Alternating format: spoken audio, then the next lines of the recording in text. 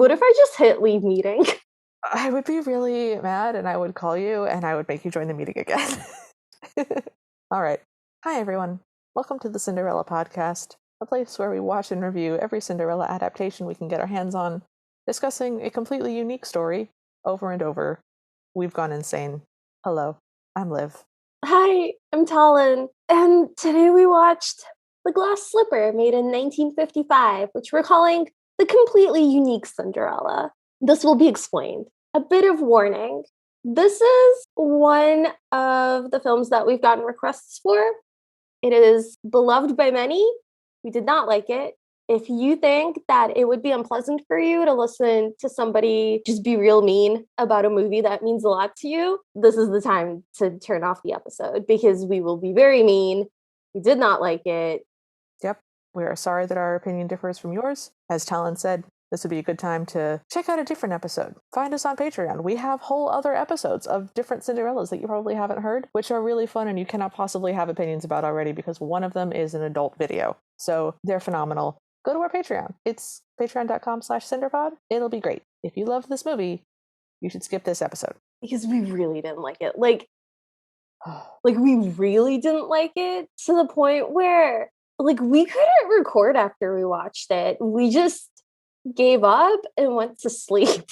Well, not only did we just give up and go to sleep, we were talking in a previous record about how many times we had to pause the movie Tam Cam and go back and say, oh my god, what just happened? That happened in this movie at least as many times, but we didn't say, go back, I missed it. We just stopped the movie and then proceeded to have a 15 or 20-minute conversation about the state of medical care in the United States, or literally anything else. We just did literally anything we could think of other than watch this movie. We tried so hard. Anyways, so let's begin. You've been warned. You've been warned. Do you guys want a different episode? Can I tell you about a different movie that I watched that was really good? It's called The Hangover. I had never seen it before. It ended up being genuinely good. I actually haven't seen that. Is it good? It's a lot more about friendship than I thought it would be, which is very wholesome. Okay. And also, I thought it was going to be a bunch of bros having a wild time in Vegas, and we would just watch them party. No. The premise is they wake up the next day after a bachelor party, and they can't find the groom, and they don't remember a single thing that happened last night. Mm-hmm. And they have to piece it back together and get him to his own wedding, and also not let anyone know in the wedding party that they've dropped the ball in the most massive way. All right. So tell me about that. Yeah. How does that story begin? Okay, so here's how it starts. No. I'm sorry. I thought you were going to... Oh, you thought I was bluffing. No, so it starts with the groom, who's a very nice boy, getting fitted for a suit, and his soon-to-be brother-in-law. So we open. Okay. So for real, The Glass Slipper, 1955. Liv, can you tell us why we've called it the completely unique Cinderella? Where did that come from? Absolutely. So I did some research on this, and I found this wonderful quote from Helen Deitch, the scriptwriter. Deitch claims that her script was basically an original work. This is a literal quote from her. MGM gave me one word, Cinderella. That's how it started. I read practically everything written about this famous waif, rejected most conceptions of the character. Actually, my Cinderella of the 18th century is not based on anyone's ideas but my own. And I'll tell you something, I was real salty about that for all of the day up until we actually watched the movie, because Cinderella is one of the 5 universal fairy tales that has spontaneously generated in almost every culture going back literally thousands of years. So if you respond to the word Cinderella at all, you're familiar with the story. It cannot be only your own ideas. If someone says Cinderella and you respond Gesundheit, then sure, maybe that is in fact your first foray into this story. But I was just super annoyed that she was like, this is a unique Cinderella. This is my own Cinderella. This is nobody's ideas but mine. And then we watched it. And I'm happy to let her have this. She can have this. I don't want this sullying the name of Cinderella. Somebody has come forward and been like, I am responsible for all of this nonsense. I made it all up. This is all on me. And I say that we just take that at face value. I agree. This is Helen's fault. Helen, we blame you. So we start with a painted background title card and some very jaunty music. And there's a palace painted on it. And it looks very fairy tale-like, very Disney-like. Mm-hmm. it mentions that it features an entire ballet company. And I'm like, oh, okay, this is going to be like very twinkly, very cutesy, I guess, and also dancey. And it's a musical. Fine, whatever. Oh, did we say this was live action? This is a live action film. We didn't, but it doesn't really matter. I mean, nothing matters. So we get a narrator who I believe is just the narrator and not a featured character in any other way. The narrator has a much bigger role than you would expect and does a lot more talking than a narrator needs to do. Yeah, he does a lot of the comedy shtick that drunk history does, where he will say the lines that the characters are moving their mouths to. Even though the character is on the screen, like it's the 50s, they could record you talking in a movie. They did, unfortunately. He's also medium unreliable. Not the most unreliable narrator, because we did have that zoomy Cinderella, but he was pretty unreliable. There is a lot of editorializing that I usually appreciate when a narrator has more personality, but I felt like it was intrusive to the story and didn't match it tonally. Yes, that is correct. The narrator, by the way, sounds like he's doing a documentary. And what we're getting is picture postcards of Sweden, just kind of grainy. So I didn't know what would be important or not. So I started writing down everything. So here's the narration for you. Oh boy.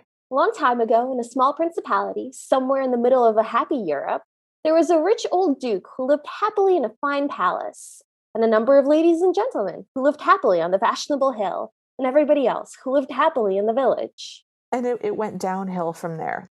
Downhill.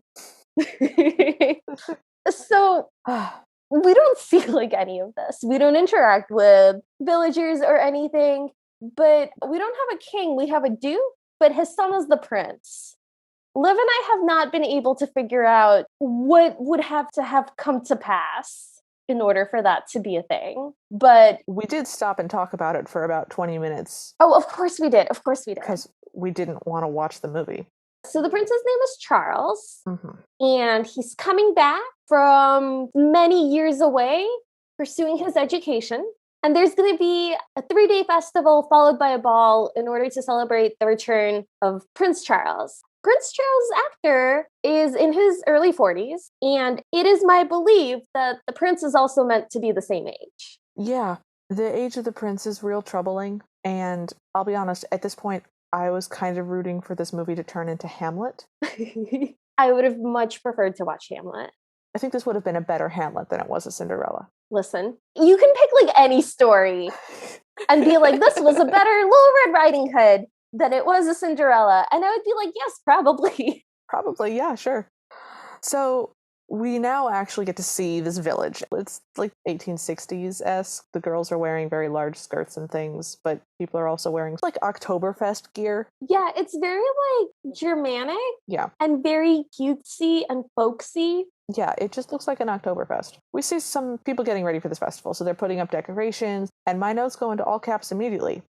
There's a poodle jumping rope with a clown. There's 3 poodles. And then there's 2 other poodles that are just sitting, being judged for being poodle, or possibly judging the 3rd poodle. I don't know. But there's a poodle and it is actively jumping rope with a clown. So that happened just right away. It's not important. It never comes back. But I couldn't stop thinking about it. I think it's the last time I experienced the positive emotion in this film. No, there's a ballet sequence later on that I experienced relief.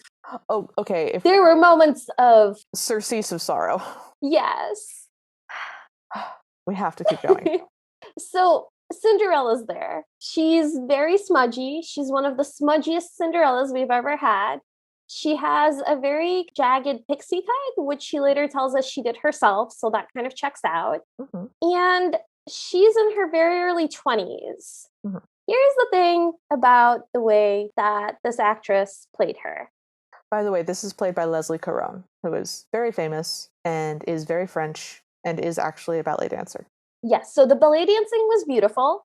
She speaks with a French accent. She's the only French person in this film, as far as we can tell. But we have had a Cinderella that was a French orphan. Yeah, so that's fine. That checks. You know, I can live with that. I don't know what their intent was when making this film, but the way that Cinderella's played is that she is meant to be either much younger than the actress playing her, because she has a lot of mannerisms that we perceive as very childish. The other possibility is that she might be meant to be like neurodivergent in some way.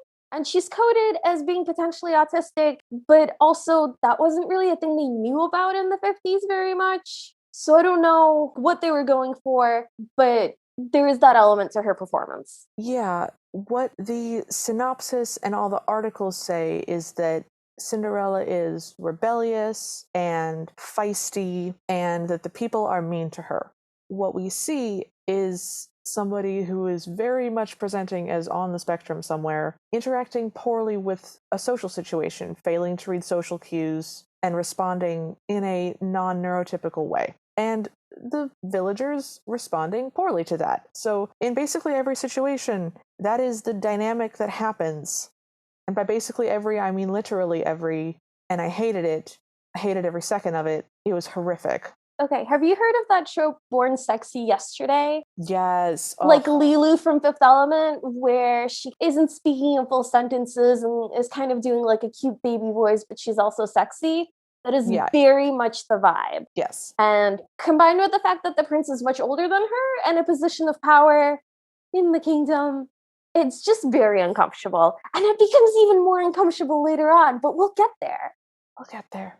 I do want to describe how she looks. So Talon said that she was smudgy. She is super smudgy. She is covered in soot. Only this most recent Aschenputtel is dirtier than she is. Mm-hmm. She's wearing a white underdress thing. Well, it used to be white. It used to be white. It is also now extremely smudgy. And she has a corset skirt that is an underbust corset, and it's blue and it's sort of tucked up, and she's barefoot all the time. But it's the 1950s, y'all, so she's wearing a 1950s bra under it. So she's just got cone boobs. I mean, they call her a waif, but she's very much styled like a pinup. Yeah, it's real uncomfortable, and I hated it. So what happens is Cinderella is watching, her name is Ella, by the way. Oh, no one calls her that, though. Even though she specifically says her name is Ella and she doesn't like it when people call her Cinderella, everyone will continue to call her Cinderella. Yeah, because this movie hates you and wants you to suffer. So she's sort of hiding behind the fountain in the village square watching people put up decorations. And she's very shy about it. You can tell she sort of wants to join in, but she feels shy. And then she just sort of runs over and is like, I help too, and starts aggressively cleaning up flowers that have been discarded. The villagers respond to her with some side-eye, like, what? And then they don't actually do anything until she goes to touch one of them. She's covered in soot, and they're like, please go away, you are... They don't go, please go away, you're really dirty. They say, get away, you dirty thing. Yeah. And she responds by just instant fury, just immediately furious, and starts yelling, I'm not dirty, I'm not. It's just soot. She's filthy, you guys. She's so dirty. She looks like a chimney sweep. Yeah, she could have just come out with Bert from Mary Poppins from doing a musical number. She's a chimney sweep. She's chimney sweep levels of smudge. There's a whole exchange where they're trying to get the guy hanging up the flower garland, Willie, to make her go away because some of the people helping her kids, I guess, played by adults mostly. And they're saying things like, Mother said I mustn't speak to her. Go away, Cinders. And then this one horrible little boy child is like, Cinders Ella, dirty Cinders, dirty Ella, Cinders Ella. And they all start calling her Cinderella. At which point she takes this small child by the shoulders and just shoves him back really hard. And then shrieks and runs away. And the narrator tells us, well, you can't blame them. She's not an amiable child. Which was the first time we stopped the movie. Sorry, that was the second time we stopped the movie and just talked about something else. Yeah, it was incredibly unpleasant. Also, one of the things that's really confusing about this film is that there's definitely a very negative dynamic going on between the villagers and Cinderella, but it's really hard to tell how much of that is her responding to them maltreating her and how much of that is them responding to her being upset. Yeah, the narrator even addresses that later at one point. They say, she is rejected, and so she responds by being mean, which causes them to reject her more. It's like, it's a cycle, he says. No, he says, it's like a circle. Guys, this is terrible. Ugh. Anyways, Yeah. So yeah, they do sort of address that is a thing, but they completely fail to address the underlying reason. Like, yeah, you're walking in a circle because you're on a treadmill. Turn the treadmill off. I don't like it when the villagers are mean to Cinderella.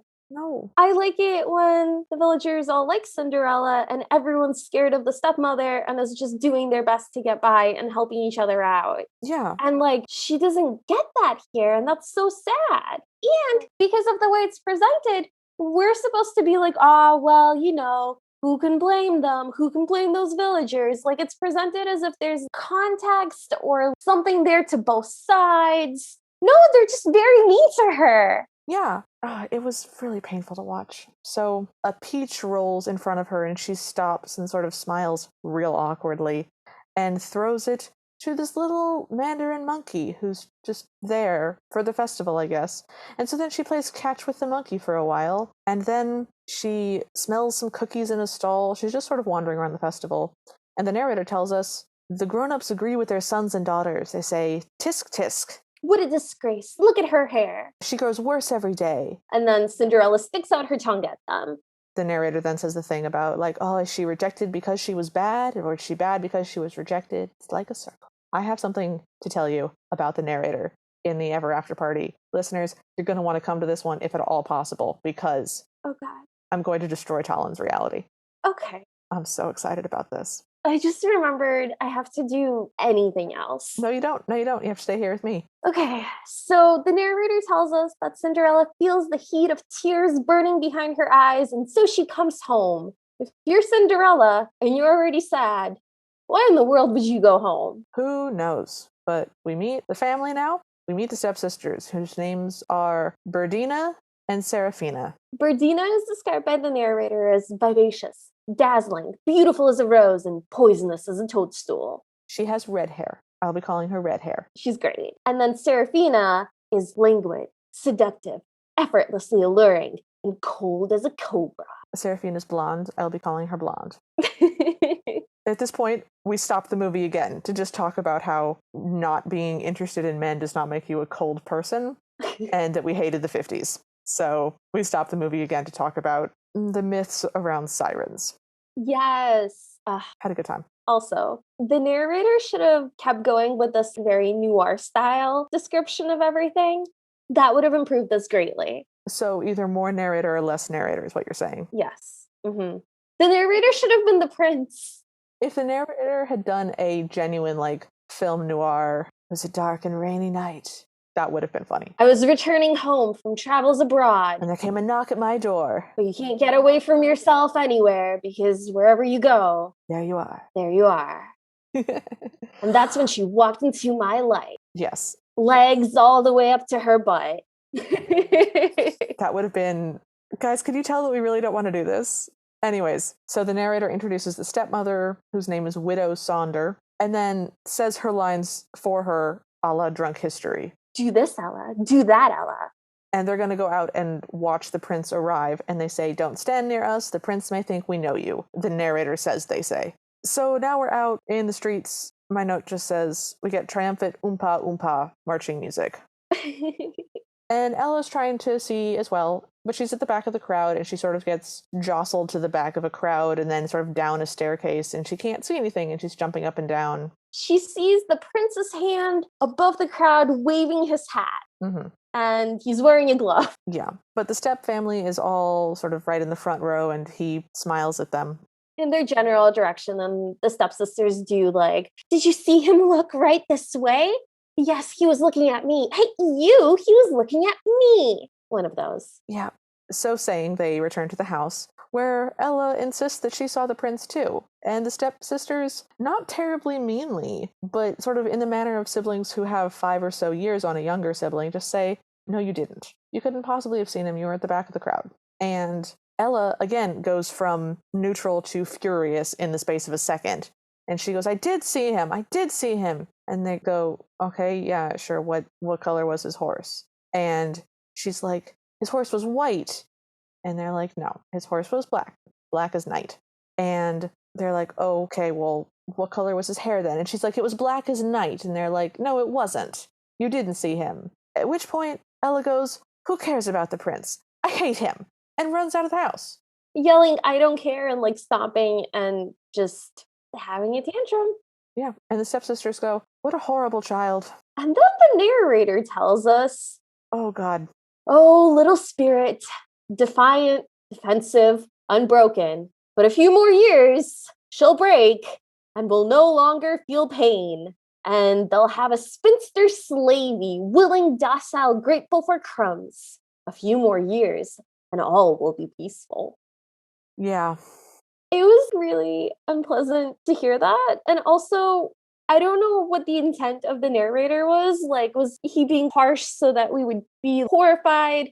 Or is he resigned to this? Like, I couldn't tell what his angle was. I think He was just being like shocking and mean. I think his angle is to highlight that even high-spirited, rebellious people can be worn down, and that is a bad thing, I think.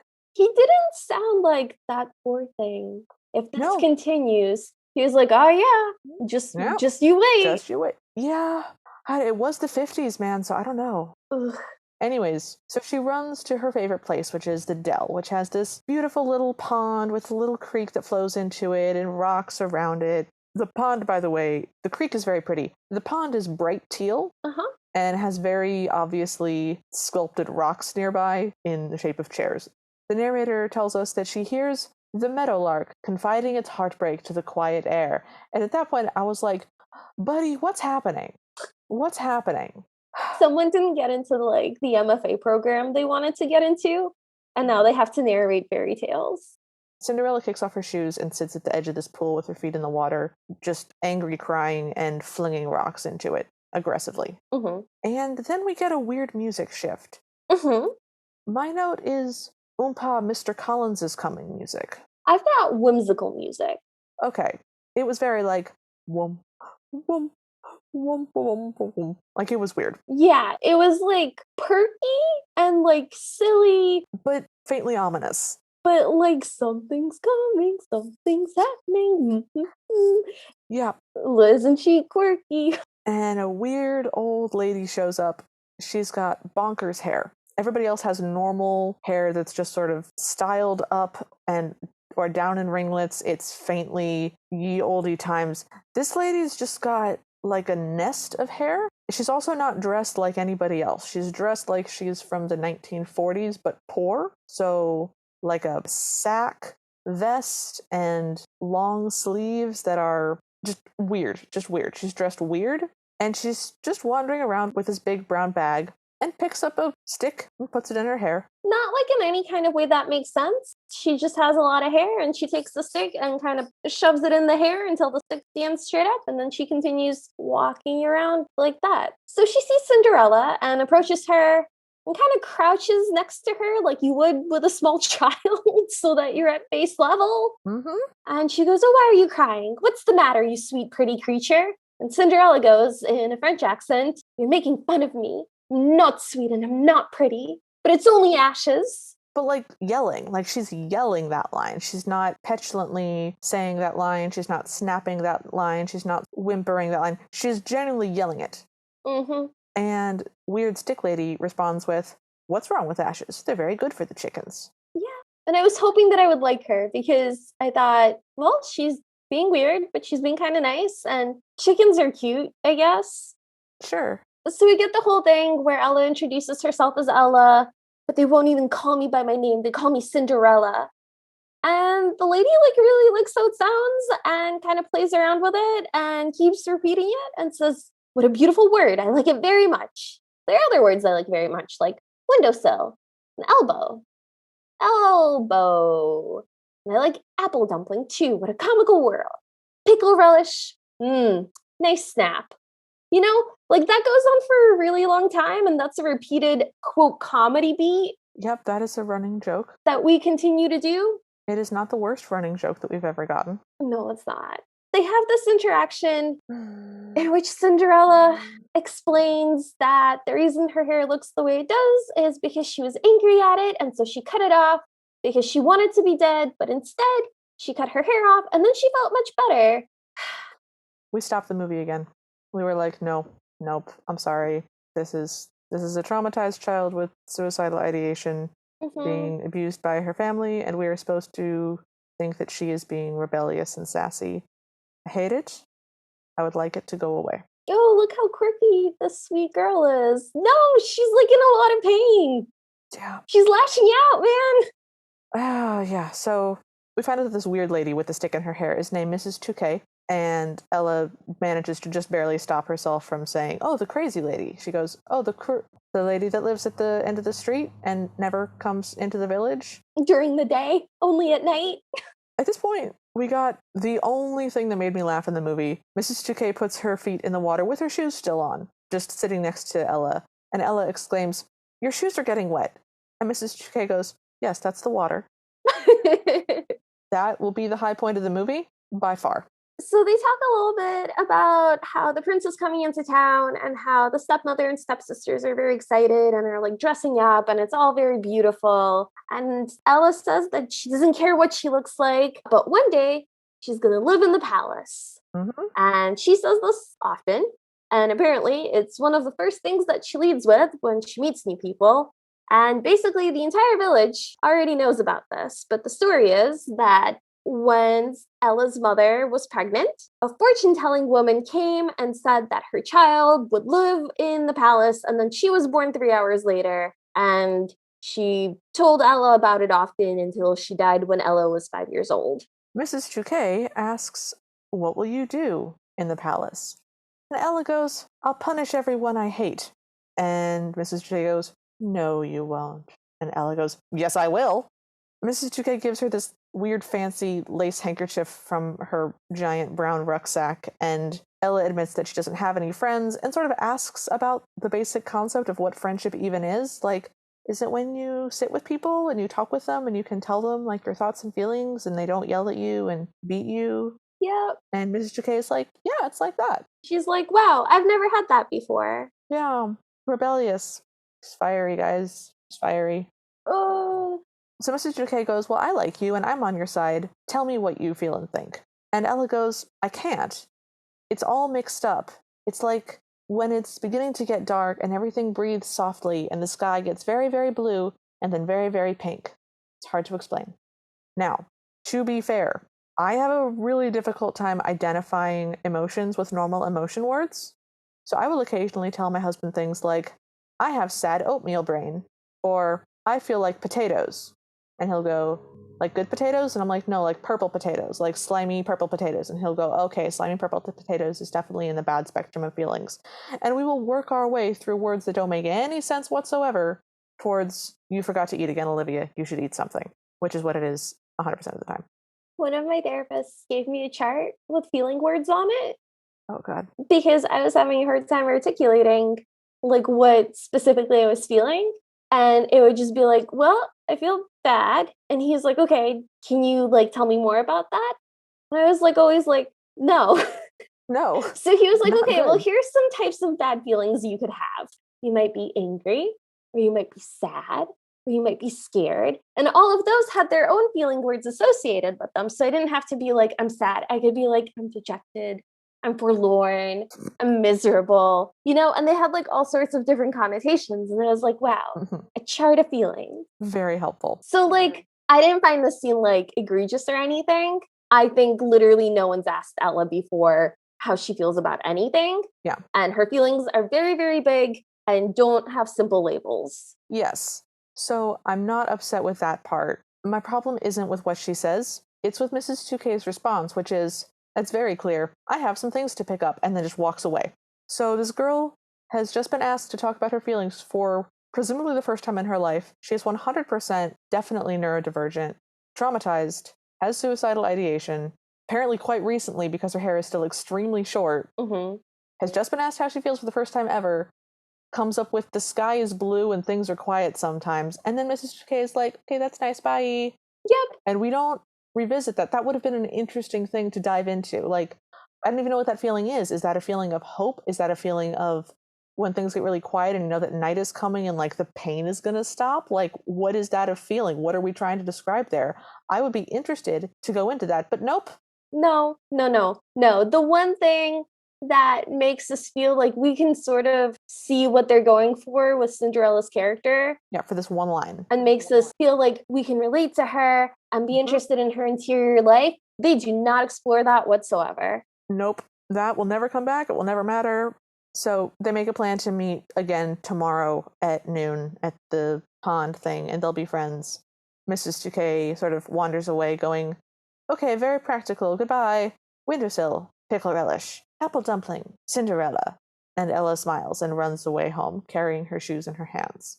So now we're back at the house, and the stepsisters are trying on hoops for their dresses, and they're talking about cousin Lulu, who is the one that got them the invitations. There's a cousin Lulu in this. She's just a fancy, rich relation that they don't seem to like, but are trying to be nice to because she lives on the fashionable hill and they do not. So they ask about what cousin Lulu's dress is like, and they say, oh, it's pink and white, it's covered in rosebuds and crystals, and it's embroidered in satin thread or whatever. And they're like, oh, rosebuds at her age. Ha ha ha ha ha ha ha. They yell at Ella for being dirty and in the same room as them, because she's still, guys, covered in smudge, just completely chimney sweep face. Yes, and she kind of inches into the room as this is happening and kind of circles around and is kind of lingering in the background, but hasn't interacted with them yet. And then she asks them, oh, who is Mrs. Touquet? And they tell her she's a crazy old woman that lives in the woods. She's harmless, but she does steal. Which kind of came up a little bit before, where when she offered Cinderella the handkerchief, Ella was kind of like, I think I better not take that. I've heard about you. So the thing about her is that she steals, but she always gives stuff back. She'll take stuff and then just put it back the next night, which is why no one's ever bothered to, like, prosecute her or do anything about this. Yeah, and they say that she's mad and she should be put away. But Ella asks, has she always been like that? And then we get this line. No, she used to be a grand lady on a hill, but she started reading books and went from bad to worse, stuffed her head full of ideas, and now she's a bit addled. Oh, mother, she's as crazy as a cockroach. Yeah, and Ella's like, no, she seems sensible to me. And they're like, of course, you're two of a kind, two crazy cockroaches. And they laugh, and Ella stomps her ashy personage all over their dresses and gets thrown out to go clean potatoes. She also gets slapped for it. I did not write that down because I wanted to forget that happened. Yeah. They also ask, oh, did you tell her that you'll live in the palace? And Ella's like, yeah. And they're like, yep. Yep, that tracks. She stomps around, and we then see her sitting on her knees in the dirt cleaning potatoes. We're getting a voiceover montage of what we literally just saw happen. And she's got the weirdest expression on her face. Like, this wasn't just me, right? No, I have an all caps giant grin, very dopey. I've got her dur in my notes. Her eyes are like very unfocused as she's smiling, and it's a very big grin. It's not even just that it's a big grin, like she's pulled her lower jaw back. She's giving herself essentially a false overbite and just pulling her face back so that her chin is all like waddled into her neck. It was horrible. It was a very silly face. And as this is happening, we keep hearing her say, I don't care one bit, because one day I'll live in the palace. I don't know what I'm going to do, but I'm going to live in the palace one day. In the palace. One day I'm going to live in the palace. Just over and over, like word soup. And then we get a doodly-doo into her mind. It's not real full. Nope. She is sitting on a massively oversized throne, and she's sitting very splay-legged, the way that small children do. Okay, the throne isn't meant for a regular-sized person and is just like a very big, very ornate chair. Nope. It is literally like been stretched, like they just clicked and dragged the corner to make a very big chair. So her legs are very far off the ground, and it gives the overall effect of like either she's meant to be like a tiny person in a giant's home, or like they do on children's shows where they have an adult actor playing a child character, so they just make all the surroundings bigger. Like the clown lady in the big comfy couch. Yeah, I was getting very Clara vibes from the Nutcracker when she gets shrunk down. And yeah, so that's what I was getting. So we get this real triumphant music as she's sitting in her smudgy-faced self, smudgy dress, smudgy everything, stupid outfit on this throne. And the triumphant music sort of trails off, and Daydream Ella gets sort of less confident. And then we're back to her pouting in the dirt. And then she smiles again, this sort of terrifying, creepy smile. And we go back inside of her head. And this time, she's got the same style of dress, the same poofy shirt and underbust corset that goes into a skirt. But this time it's this pale, silky blue, and she's all clean. And she's sitting with her ankles crossed, very ladylike, on this huge, stupid chair. And her corset isn't even laced up properly. It's really tight at the bottom and super loose at the top, which you only do for pregnant people. So, this is stupid. And then she sort of pulls her feet up and she's just sort of scratching her feet and looking around at this throne room, which has this big, oversized canopy over it. And literally nothing else. It's just blank wall, blank room, just the vast emptiness of her imagination. And so she starts getting bored and she sort of slumps into the throne and pouts. In her own fantasy. And she looks around and then she stands on the arm of the chair and leans over so she can bat at the tassels on the canopy like a cat. She does that for multiple tassels, and finally she grabs the highest tassel and pulls it, and the whole thing collapses on her. And that's how the fantasy ends, and it zooms out onto her dirty face, and off screen the stepmother yells, "Ella, potatoes!" and she goes back to picking them. End scene. The reviews love that scene, by the way.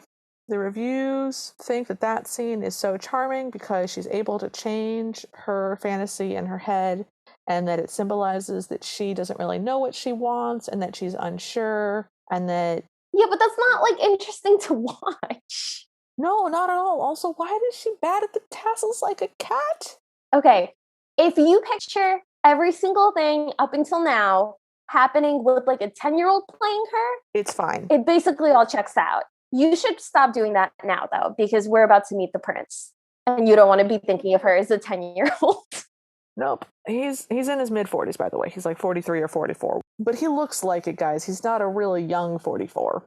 I mean, he's just an adult man. He's a 40-year-old man. That's what he looks like. That's... Okay, everybody remembers what Johnny Depp looked like when he was 40? Not that. Gary at The Office. Josh from accounting. Okay. So we're in the palace. Yep. And a fancy mustache man comes in asking for Charles. This ends up being the king. The prince. No, not the king. The duke. Because for whatever reason, the prince's father is a duke. That's fine. Do you think that they couldn't get the legal rights to the word king? Why? Why not just the richest man in town? Why not the son of the duke? Who cares? Who cares if he's literally a prince? If it's a completely unique Cinderella, who cares? All right. So this is our king. He's a little old man and he's got a mustache. It's a very big mustache. Mm-hmm. He looks the right age to have a 40-year-old son. Yep. And he's speaking to Coven, spelled like Kevin, but with an O, I guess. Coven is the prince's friend, who is roughly the same age. He looks sort of like Richelieu. He's wearing a giant bathrobe. It's all red and brocaded. So Coven's just there so that the prince can narrate at him. Mm-hmm. And he doesn't so much do anything in the story, but he's on the screen a lot. So just get used to Coven. Yeah. We got this weird line where the Duke is talking to him and the Duke goes, "Do you hunt?" And Coven goes, "Some things." And the Duke goes, "Me too." What? Oh, God. I just got that line. Yeah, it's a sexual thing. That's a sex thing. Okay. Okay, so the king is like, "Oh, where's the prince?" And Coven's like, "Oh, he's still dressing, your highness." How does he know that? What? Because he's still in his robe, so how does he know that the prince is specifically dressing and not still sleeping or just out and about? Yeah. I think that the prince has brought home his lover from school and is just showing him around and is having a party. And listen, here's what I wanted from this movie. I wanted the prince and Coven to be a couple, and I wanted them to adopt Cinderella and just take her to live in the palace where she can be happy and not abused all the time and no one will be mean to her and she can just enjoy her life. And also in this version, Cinderella is 10. I agreed with you at this point in the movie. By the time the movie ends, I will want something very different. I mean, by the time the movie ends, I don't want anything anymore. Yeah. Anyways, so the prince finally shows up into this room with Coven and the Duke, And there's entertainment issues with the ball, and the prince is like, what ball? And the duke is like, seriously, man, come on. You need to take responsibility. Nobody here even knows you. We need to introduce you to the people because you've been gone for years and years and years. So I assume that the prince is actually in his 40s. And then the duke is kind of frantically saying, we depend on the people of the principality to maintain our royal status. You need to make friends. And then we're done with that scene. And then the prince takes Coven walking in the woods and starts telling him about the time that he ran away from the palace when he was 8. And it was the best 7 hours he ever had. And this is like a very, I would say, a very romantic, intimate kind of thing where you take your partner around to the places that were significant to you as a child. Yes. And they care about it because they like love you and they want to like know the things that shape you. Absolutely. And then the worst thing in the entire world happens. The prince decides to tell Coven about a pivotal experience that had happened to him. Yeah, he sure does. Go on. So many years ago, he came to town on holiday. Presumably, he was anywhere from like a teen to like the age he is now. Yeah, best case scenario, he was 14, 15. Yeah, he was in the middle of town, and there was some sort of holdup on the road, and he looked out of the carriage, and there was a little child, a little girl of about 5, and she was crying in a sort of tragic frenzy. And she ran into the path of the carriage, and I don't know what it was all about, but she had these great, agonized, rebellious eyes, fringed with dark lashes. What a tragic face. Not just sad, Coven, the agony of a great tragedy beyond comfort. I've never known sorrow. Not really. But when I looked at her, I felt like I understood. And ever since then, I find it almost impossible to resist a weeping woman. And if she has eyes like that, I'm lost. Do you want to know what my note says, literally after that quote? Please turn into a scorpion. I hate you. Mine goes into all caps and uses language we reserve for the after party. This is the point where I started to be like, no, if somebody turns into a scorpion or a werewolf and they have a scorpion werewolf monster battle, I'm back on board. Like they did in Tam Cam, in case you're confused about this. Go back several episodes and just delete this one from your queue, honestly. Like, I mean, if you really like listening to us suffer, you're definitely getting your money's worth on this one. This was the point at which I really started wanting this to be Hamlet, because we have a prince who I don't like, who's just mopey and weird, coming back from school with his friend who is also sort of meh. We have one living parent and one dead parent of the prince. And I was just like, you know, if he goes on a Hamlet arc and everybody winds up dying by the end, I'm okay with that. That would be fine. That's fine. Instead, the walk through the woods continues, and the prince brings Coven to the place he was telling him about where he ran away. It's the little brook. It's the little pond that Cinderella was at before. Yep. And he's like, yes, I ran away from home and I found this place and I stripped to the buff and I swam. And Coven's like, oh yeah? How cold was it? And the prince is like, oh yeah, it was very cold. And Coven's like, well, I am no longer 8 and you may swim alone. And I was like, are they about to get naked and jump into the pond? Are we having like a room with a view scene? Because that would be fine, but no. No, that's not what happens. No. Ella arrives and just kind of walks up to the pond, skipping and taking off her shoes. And then I guess either the prince or Coven make a noise because the subtitles say relaxed grunt. Good, I'm glad you have that exactly in your notes just the same way I do. So the prince and Coven are like kind of propped up, sunbathing by the rocks, just kind of dozing. And Cinderella climbs up on a rock and kind of sees them. Her face is clean now, and she looks up at the prince and he opens his eyes and they make eye contact and they are really into each other right away. He's like very intrigued. And he kind of sits up a little bit, like props himself back up on his elbows and smiles at her and he goes, hello.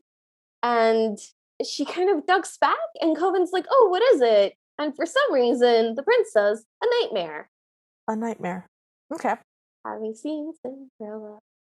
Anyway, so she accuses them of being in her place. And they're like, well, this is part of the Duke's estate. And she's like, well, you don't belong here. Where do you live? And they both point in opposite directions accidentally, but then they get it together and point in the direction of the castle. And she's like, well, you don't live in the palace. There's only the palace there. The prince is like, we work there. And Coven is like, yes, I am the writing master. And this is the son of the cook. And the prince goes, yes, I am the son of the cook at the palace of the duke. We're going to hear that line a lot.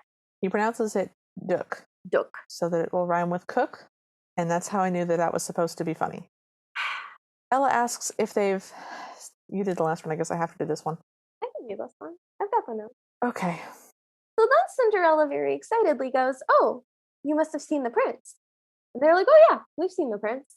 And she goes, what color is he? What color is he? Yeah. And they kind of go, I'd say white. And she's like, no, I mean his hair. And the prince kind of vaguely gestures at his own hair and then puts his hand back down and goes, it's black. His hair, by the way, is very clearly not black. It's like kind of salt and pepper. It mostly just looks gray. It is not black hair. This man is much older than her. If the gray was removed from his hair, it would be possibly a dark brown or even like a mid brown. It's 100% not black. I proceeded to hyperfixate on this for the rest of the movie. Every time he showed up with his real hair, I was like, look, it's not black. It's not black. And Talon was like, Liv, I need you to stop. And she goes, yes, black as night, you see? And the prince is like, nope. No, I don't quite see. She said, I just knew it. And he's like, oh, how did you know? Are you clairvoyant? And she thinks he's insulting her. So she goes, no, it's just ashes. And I don't care. You can call me Cinderella and I don't care. The prince has been like getting closer and closer to her the whole time. And he turns away suddenly and he goes, Coven, the eyes, the sad, rebellious eyes. And she pushes him into the pond.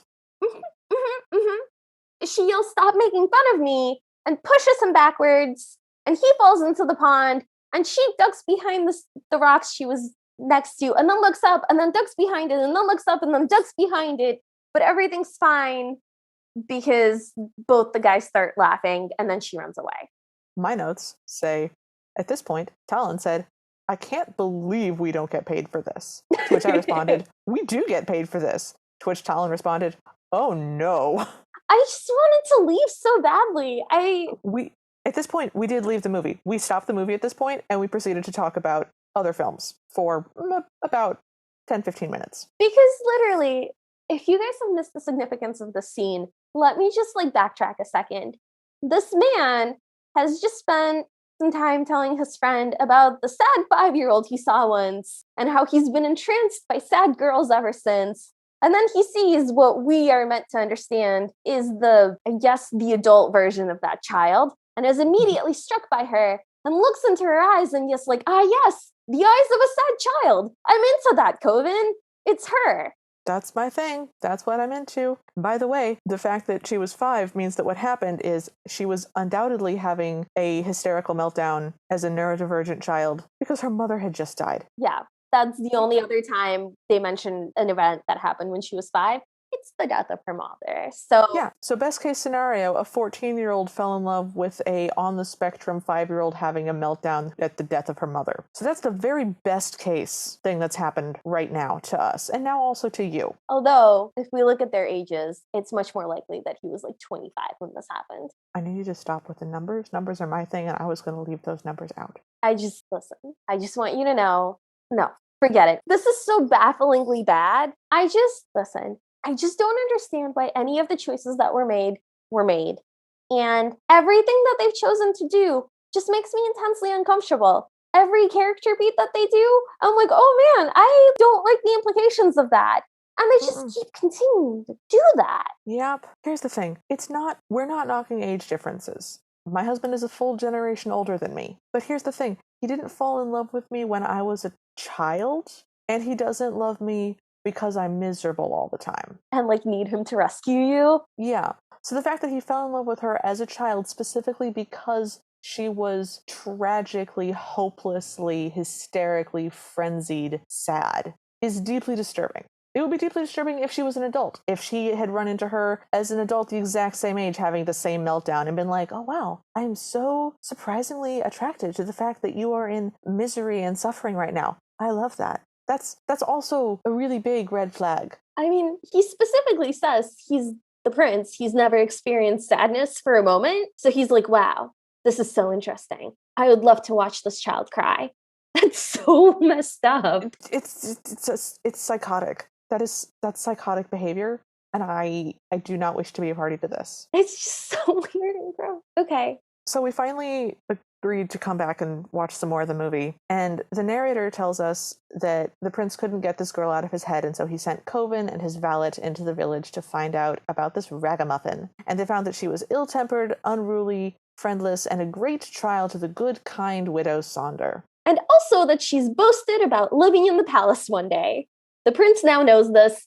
I submit that this should be considered her opening line to him. Agreed. So we're back at the house, we see the family, and they have Cousin Lulu over. Cousin Lulu is much older, she's very fancy, she's wearing a lot of very heavy makeup and very shiny, sparkly jewelry. And they're trying very much to impress her, so everyone's like in their best dresses, and they're trying to make everything look normal, including Cinderella's presence there. Yep. And the narrator tells us that Cousin Lulu used to be a very pretty maid in the Duke's palace, but through a natural sequence of events and blackmail, she now has jewels and financial security. And Talon and I were really, really, really, really, really, really, really hoping that that meant something else. But don't worry, it doesn't. We come back to that, weirdly enough. The narrator also tells us that this occasion is fancy enough that Ella has put on her other dress. She's not sitting at the table, but she is sitting in the living room while they're at the table, and she's described as not precisely a servant, but not precisely family. The narrator also tells us that the stepmother and the stepdaughters have oiled and coddled Lulu, and then goes on to tell us what they're saying, even though they're in the scene and moving their mouths. Yeah, this is just drunk history. Yes, Cousin Lulu. You're so right, Cousin Lulu. What a beautiful gown, Cousin Lulu. How we wish we too had had an opportunity to be so profitably ruined while we were still young. How we wish you would drop dead and leave us your money. Those are the exact lines. And at this point, the narrator then tells us that something is wrong, and Cousin Lulu squints off screen. At this point, Talon and I stopped the movie again and made a deal with one another. If anybody puts jewelry in their face, like if anybody tries to eat a piece of jewelry, I get to just stop watching the movie. I just get to leave. I don't have to watch this anymore. And if the prince calls Ella a child to her face, Talon gets to stop watching the movie. We picked our own eject buttons, basically. Terrible news. We both failed and had to watch the whole movie. Yes, neither of those things happened. Listeners, we've never done this. I declined to watch A Trap for Cinderella because I know that I am very susceptible to scary movies and would genuinely have a terrible time, like, psychologically. So I didn't watch that one. But we've never made deals upon which we could just stop. I've never seriously tried to quit in the middle of a movie before. I've complained about movies. I have threatened to quit. I have said I was quitting, but I didn't mean it. I genuinely, multiple times during the breaks that we had to take during this movie, I would just be like, I think I want to quit. Like, I don't know if I can, okay, I think I can, but I want to quit. Like, I don't want to do this. I don't want to watch this. This was, yep. So that was the deal that we made with one another, and I put it into my notes so that if it happened, we would know and that person got to be released from this torture. We have to just keep going. Yep. Okay. The thing that Cousin Lulu is annoyed about is that Ella is barefoot. And she's like, don't you do anything properly here? And Ella's like, oh, I forgot them at the lake. I'm gonna go back to the lake. And so she skips back to the lake. So that was a stupid scene that didn't need anything. The prince, my note says that he's still there, but it turns out that he has left and returned. Yeah, it's like a full-on different day. Yeah, and he offers her her shoes, and then he grabs her hand, and she pulls back from him, and then sits down very hard on this grassy bank, and he puts her shoes on her feet for her, and she is clearly trying to push his hands away, like, I don't want you to actually put my shoes on my feet for me. But he does, and then she apologizes for pushing him in the water, and he apologizes for hurting her feelings. At which point I was almost prepared to feel neutral towards this prince, until he sits down, and he sits down next to her way too close. Like, way too close. It's so predatory. I don't know. He's like putting things on her feet when she's clearly uncomfortable and like feeling vulnerable. And she's been running through the forest barefoot. Like, her feet are genuinely like dirty when he does it too. Yeah. And then he says, I hear you're going to live in the palace one day. And she says, how'd you know? And the prince says, well, you've been saying it forever. And she says, mostly when they laugh at me. Why, isn't it true? It is true. It's nice to have something to hope for. life can be unbearable if you have nothing to hope for. And the prince goes, I'm starting to have something to hope for. And she goes, are you hoping to be a very good cook? And he gets very confused. He's like, what? And she's like your father, like the cook. And he's like, right, like my father, the cook. Yes. And then Ella gives us this line, which is so tragic. I used to think it'd be wonderful to have someone to sit with and talk to and tell what I like. But with you, I don't have to. I have the feeling that if you wanted to tell me what I think and what I feel and all that, you could. And you know all the worst of me too, eh? Tell me what you think so that when I don't have any thoughts of my own, I can think of yours. And he grabs her hand, which is in her lap. And she pulls her hand back because he's literally just reached into her lap to hold her hand. And he's so close to her, like his head is right at her chest height, just lounging alongside of her. This is, at this point, we figured out that this is an odalisque prince. Just He reclines a lot. He does. So at this point, I'm like, oh, that's disgusting. But surely that's the worst part of the scene. It's all downhill from here. No, the scene continues to be like even more baffling because Ella gets up and goes, look what I can do. No context, nothing to lead to it. Nope. She just climbs on a rock like a child. And the prince goes, that's very interesting. It's not a very tall rock, you guys. She scrambles up wants to show him that she can get up on a rock. Mm-hmm. And then she kind of falls into his arms accidentally, and they laugh, and they roll around in the grass together. Yep. And the prince gives her an invitation to the ball tomorrow night. And she's like, I can't go. What would I do? Where did you even get this? At which point he goes, oh, I got it from Prince Charles. I made him a pot roast, and he was delighted. And he rewarded me with this. And she goes, well, I can't go. I can't dance. And he goes, every girl should know how to dance. Particularly a girl who's going to live in the palace one day. Okay, so here's the thing about this. I don't like it when he actively lies to her. No. Mm-mm. Like, I just don't get the impression that they're on the same level. Yeah. Like, it's just too much of a power differential for me. It's too much of an age differential for me. She's clearly, like, very naive, very straightforward. And he's doing, like, a lot of subterfuge things and moving things around behind her back and, like, learning things about her. Yeah, it's bad. I don't like it. I don't like it. Uh-uh.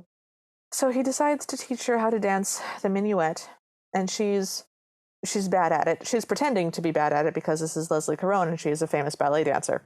I did find this scene pretty charming. The prince teaches her how to dance by giving her the actual steps and just announcing them out loud and showing her how to do it. And then he holds her hands and they do it together while he hums. And she says the names of the steps, like touch, touch, step, back. Yeah. And he's sort of humming a tune, which I was okay with.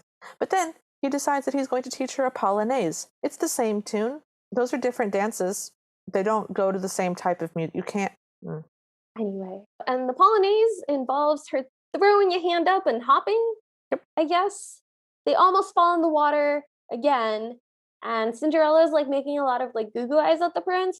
She seems very into him, and he strokes her face, and then he kisses her, and her eyes are wide open, and I don't know if she knows about kissing. She seems very confused about what's happening, and there's some weird music, and they look at each other. And then she just runs away from the prince. Yep. My notes continue to reiterate that his hair is in fact brown. And then we're just back at the palace again with the prince playing something on the piano. And Coven is lounging around in a robe again. I wrote down all of the lyrics of the song he was singing because they were all baffling. He's actually playing a harpsichord, which is even weirder. Yeah, that's not the sound a piano makes. That's a harpsichord. Oh, I saw that there were keys and I was like, great, let's go. It's the precursor to a piano, so it sounds twangier than a piano. I just know that Hannibal plays it in the Hannibal TV show, and it's considered very archaic and bizarre for him to do because he's just very dramatic. Sure. So here are some of the things that he sings about. When you see a climbing rose, pluck it. Nope. No? No, I mean, like, no, thank you. Oh, okay. I was like, oh, did I get that wrong? I hope no, I did. You got it right. Yeah, and I was like, oh, like to give to someone. No, the rose is a metaphor because when an apple is ripe, it's time to take it now. Lads have died young and gay, and pretty maids can fade away. Nothing is forever, always is a lie. I can only love you till the day I die. So, my love, oh, my love, dream no more, my love, awake, my love. And that just keeps going for a while Coven smokes a very long Gandalf pipe. By the way, this is not the actor singing. This is a voiceover of somebody else. Because this dude, Michael Wilding, he can't dance and he can't sing. And he's not the right age. Nope. As far as anyone can tell, he was cast because there was a big flush of publicity about him because he just married Elizabeth Taylor. Oh, no, really? Yes, so he was the trophy husband, and that's why we had to watch him in this. Oh my God. That's not the thing you were going to tell me, right? Nope, no. Wow. So more discoveries to come. Great. Yes, more to come, but yes. So the song finally sort of ends, and Coven is looking suspicious, and he goes, "You're not well, Charles. You're not yourself. You know what ails you." Careful, Charles. Remember your special weakness. Charles goes, "She's frightened and scared and hurt, afraid to hope, afraid to be ridiculed." Again, Coven is like, "Dude, you know that you are really susceptible to cry, you women. Please be careful." Charles responds with, "Why be careful? Some men are in love with fat women, women with rolls. I know a man who falls in love with any woman who slaps his face. This is mine. Why go against nature?" And then he does a little flourish on the not a piano and plays some jaunty music. It was at this point that we genuinely considered calling this the Don't Kink Shame Me Cinderella. Yep. Just, why did that happen? Why was that scene there? Just so that we know that both the writer and the actor of the prince know how gross this is, and they're fully leaning into it. The writer of the script was a woman, though. Like, a woman wrote this script. Women can be weird perverts. Yes, but this would make so much more sense if it was written by two gross dudes. Like, No, it was written by a lady. She was very proud of it, I guess. this is your fault, Helen. We blame you. Totally and completely unique Cinderella.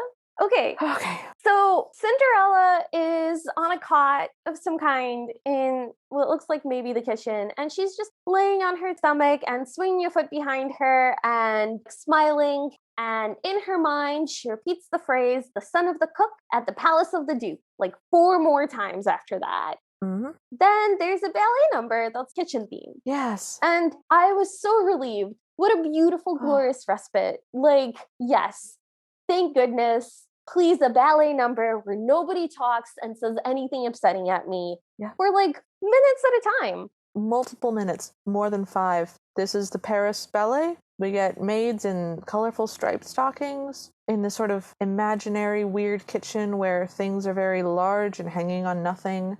One of the ballerinas is pumping a giant well water pump thing, so it's like lifting her up in the air. This is lovely. We then get some chefs. Then we see all these cooks. Yep. And they're all wearing like pastel little breeches and tights. Mm-hmm. And the tops are all white and they're wearing white chef hats. And they all bow to the big main chef in white. And it's the prince, because she's just fantasizing about him being the son of the cook. Mm-hmm. And apparently that translates to the same kind of hierarchy as being a prince, but in the kitchen where all the other cooks bow to you, I guess. Yep. Everyone sort of comes to him for inspection, and he inspects this giant, oversized copper cookware, and he snaps his fingers, and all the chefs dance around him holding various items of food. And then he adds a spice to a pot very dramatically, and my note just says, "Everyone bows foodily at him." Yes. Mm-hmm. Okay. And then everybody looks up, and Ella is there, and she is in a ballerina dress. It's very pretty pink.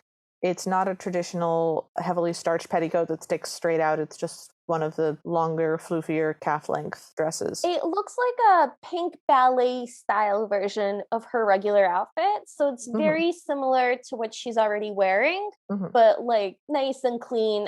She's not dreaming of being a princess. She's dreaming of being the wife of the son of the cook.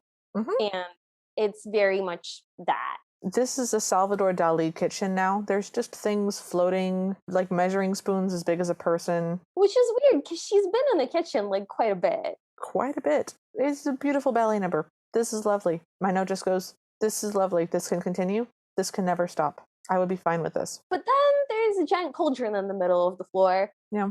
And I know that they're going to put Ella in the pot. At some point, they must put Ella in the pot. Why else would there be a human-sized pot why would she keep coming close to it and keep getting picked up and then being set down and like running away to a different direction so that you know it's coming, but it keeps not happening. And you keep thinking, maybe that was it. Maybe they're not going to put her in the pot. It's very anxiety inducing. Yeah, the prince leads her around in a ballet fashion and is like, oh, here, he magics the rotisserie chickens into spinning, and he gives her a wooden spoon that he selects very carefully and presents it to her as like, oh, stir the pot.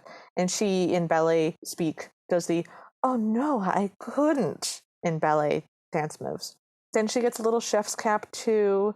It's a little bonnet like the kitchen maids have. Yep, and then she gets tossed from chef to chef, and she stirs the big pot. And then Minor just says, the blob rises from the cauldron, giant slime balloon, and turns into a wedding cake the size of a 4-story house. Yes, they never put her in the pot. Nope. But they do seem like they're about to so often.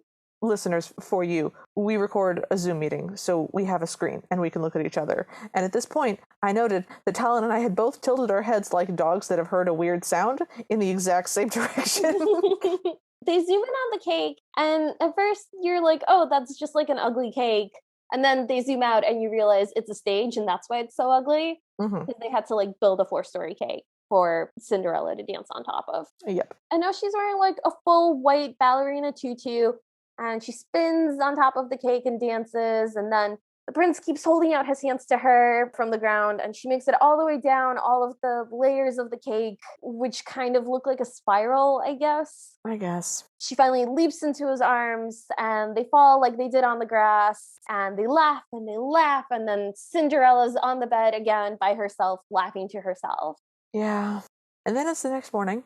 Ella is watering the garden, and Mrs. Touquet shows up, just wanders into their garden. Ella shows off her invitation to the ball, and Mrs. Touquet steals a broken saucer. Off the ground. Off the ground, yeah. And Ella goes, I have something to hope for now. And Mrs. Touquet goes, oh, what would that be? Ella goes, to be able to see him again. And Mrs. Touquet goes, well, when you see him, give him a recipe for turnip fritters, but without the turnips.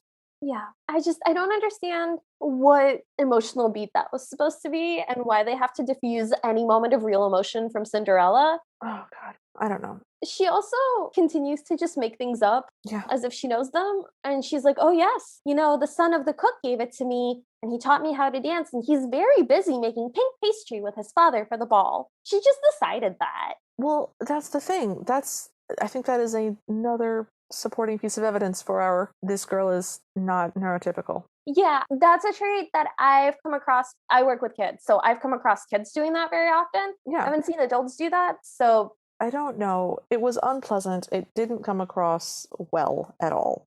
Basically, Ella's like, I don't want to go to the ball, and Mrs. Touquet is like, oh, but you could see him. And she's like, no, he'll be busy. You could just go and go to the kitchens and talk to him. That's called strategy, is what she says. Yes. And then Ella just keeps reiterating that she doesn't want to go. Mm-hmm. And Mrs. Touquet is like, oh, you could borrow a dress from one of the sleeping beauties, meaning her stepsisters who are still asleep, even though it is well into the day. And then she's like, okay, goodbye, Cinderella. Don't be afraid to love him. Off screen. We don't even see her when she says this. Nope. And then we just end that scene, and now we're doing the getting ready for the ball scene with Cinderella rubbing one stepsister and the stepmother rubbing another stepsister, and the narrator going, rub, rub, rub, 20 minutes of rub and rub, oil of roses, butter and cream, 2 tender portions of dead white meat, carefully prepared for delectations of high society and the very eligible Prince Charles. It was so gross. We stopped the movie again. And then we went back and we wrote it all down. 2 tender portions of dead white meat, carefully prepared for the delectations of high society and the very eligible Prince Charles. It's disgusting. You didn't have to say that. I think the and the for and the of words don't offend me, but literally every other word in that sentence is a terrible word, and I'm angry about it. So... they get ready, they go to the ball to be beautiful girls and dance and listen to music and be admired, the narrator tells us.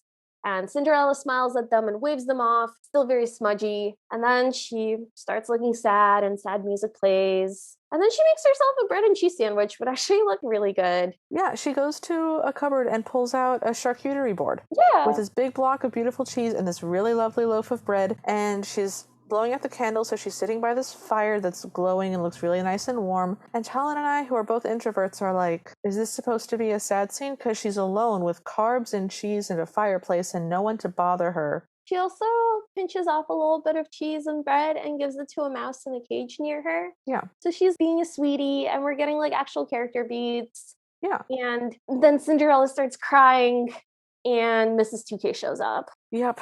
So Mrs. 2K just walks in and goes, "You're going to the ball," and then starts to conjugate the Latin verb to love. So amo, amat, amas, just out of nowhere. Oh, that's what that was. Yeah. Ella finally agrees that she's correct. No, I do actually want to go. You're right. It's because she's alone and she doesn't mind being alone, but when everyone's at the ball and she's alone, she minds being alone. Which I thought was like a useful distinction. Yeah, that was good. Yeah. She goes, "Yeah, you're right." And Mrs. 2K goes, "I usually am, 99 times out of 10. And then she goes, "What a lot of mice." "Yes, I feed them," says Ella, "and I let them go." And then Mrs. 2K goes, "Let's go out to the yard." "Why?" "I left them there." "What?" Just, those are just sentences that happen consecutively. Sequentially, but not meaningfully. So they go out into the yard, and there is this massive white and pink floofy dress. And it's definitely the one that they were describing earlier with like, it's like white with pink rosebuds on it. It's definitely that dress. It's Cousin Lily's dress, obviously. And then we get Mrs. 2K helping Ella to get dressed. So lacing her into a corset. Which she says is a fine thing, invented by the devil, but a fine thing. And then she reaches into her bag, her brown rucksack, and pulls out a glass shoe. She says, "Venetian glass."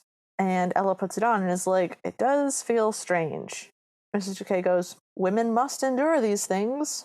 "Why?" says Ella. "They fascinate men," says Mrs. 2K. "They marvel at women because they know they couldn't stand them." Why? Everyone's really into like women who are experiencing pain and discomfort. Like that does seem to be like the main theme of this movie. That does appear to be the theme. I would like my women to be in pain. That's which, like, if that's the thing you're into, like, that's fine. I just wish I'd known that that's what this was, because then I could have just been like, oh, actually, no, thank you. Goodbye. Yeah, agreed.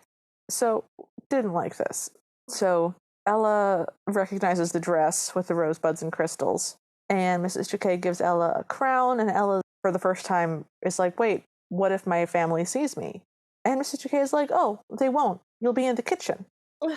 And then she's like, "Okay, gotta do the hair and the rouge and the perfume." Mrs. 2K is like, "Okay, the hair presents something of a problem." And this dress is massive. Like, it's huge. It's very wide. Like, she looks beautiful in it, but it is roughly the width of 3 dresses. So everybody's wearing hoop skirts. Everybody's wearing big dresses, 1860s dresses. But she is wearing just a comedically oversized dress. It's unbelievably huge. At this point, I called my husband on the phone from my bedroom. He was downstairs to have him just bring me up the rest of the bottle of wine and an entire bag of cookies. Which Liv proceeded to drink directly from the bottle, by the way. This was a really hard movie, guys. I really struggled. When this movie ended, I shut the computer, took off my glasses, and fell asleep without doing anything else. So computer on my lap, desk around me, just lights still on, and my husband eventually came in and removed all of the things that aren't supposed to be on the bed, at which point I woke up and proceeded to talk to him about this movie and how much I hated it. And he goes, "Hey babe, I'm really tired. I have to go to sleep." And I said, "That's okay. I'm going to keep talking." And I kept talking, and I checked the phone when I finally went to bed, and it was like 1:45 in the morning. And I asked him about it the next day, and he goes, "Yeah, no, I came up at midnight, and I told you that I was going to sleep a little before 1. Which meant that I talked to my unconscious husband about how much I hated this movie for an hour. During the watching process of this, where we had many pauses, I also interacted with my husband about this movie. I came up to him, and I was like, I know I've said this before, and it probably doesn't mean anything to you, but I think this might be the worst Cinderella I've ever seen.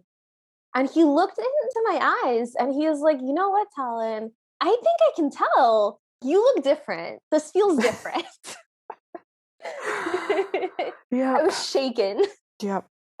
Cinderella gets through the door sideways and into the coach. Mrs. 2K says that she made a little arrangement with the coachman, and basically Cinderella has to leave at midnight because the coachmen are there to pick somebody else up and they're going to be leaving at 1, so they have to like drop Cinderella and be back by 1. Yeah. Which I thought was very clever. That's very clever. I like it. That's a great reason for her to have to leave at midnight. So she drives to the palace in her stupid carriage, and she gets there and she shows her invitation, and she smiles stupidly and floofs her way out of the carriage and around and gets lost. Like she just keeps heading in the wrong direction. She keeps being escorted by guys in uniforms who like bow in the direction she's meant to walk, but she just gets confused and turns around. And so another guy bows and gestures at the stairs, and like she's just having a hard time orienting herself. This is going to be a tiny note given how many other things are wrong with this movie, but her hems aren't even. Okay. Like, when you have a skirt that has a hoop, the hems need to be the same distance from the floor as each other. So part of her dress is like 2 inches from the floor, and part of her dress is like 5 inches from the floor. I realize it's a really big dress, but it does still need to be even all the way around. If anything, there's more room for people to notice. Yeah, right? Anyways, that irritated me. So she passes some jugglers and she gets scared of them. Mm-hmm. And she kind of slowly descends the stairs into the ballroom. And all the fancy people in the white wigs notice and turn to look. And men just start to approach her. Yep. Like they crowd around her like fish getting fed at the top of an aquarium. Yes. And it's like a feeding frenzy. Mm-hmm. They kind of coalesce onto her. And she leaves the giant pile of men on the arm of one of them. And they do the Polonaise with the arm up. And she's really focused on counting the steps. And you can see her kind of move her lips a little bit, which I thought was cute. Mm-hmm. And the guy's like talking to her, like, I've been watching you all evening. I find you the most charming lady here. Would you care to have some refreshments? At which point she notices that there's like a cook at a table and attempts to follow, but is swept away by another dude who pulls her into some sort of skippy dance. It's a gallop. My note says, I hate this, but it's still better than the rest of the movie. Yeah, so I don't like the bits of the ball that happen to her, but the ball that's happening in the background behind her has lovely, consistent costumery and people dancing very well together to lovely music. So I really hate everything that's happening like frontally, but everything that's happening in the background looks really fun. Yeah. So as this is all happening to Cinderella, Coven does the one useful thing he does in this entire film. And what he does is he sees her and he recognizes her and is like, oh, I should go tell the prince.